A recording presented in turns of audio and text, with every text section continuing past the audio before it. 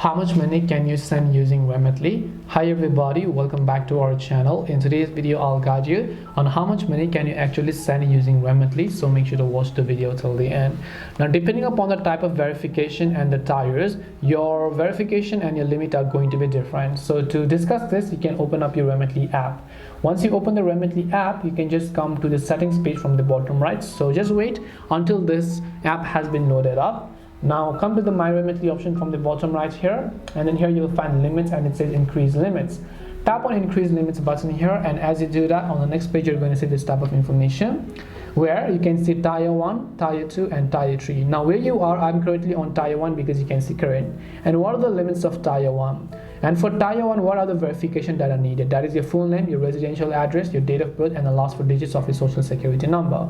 So over here basically you can see it says in 24 hours, I can make a transaction of $29999, which means $3,000. In a month, I can make $10,000 transaction, and in 180 days, I can make $18,000 transaction for tier 1. If you are on tier 2, and here you can see apply for tier 2 button if you have not yet, then for 24 hours, you have $6,000. For 30 days, you have $20,000, and for 180 days, you have a $36,000. Now, for tier 2, there are different type of documentations needed. You might want to check that.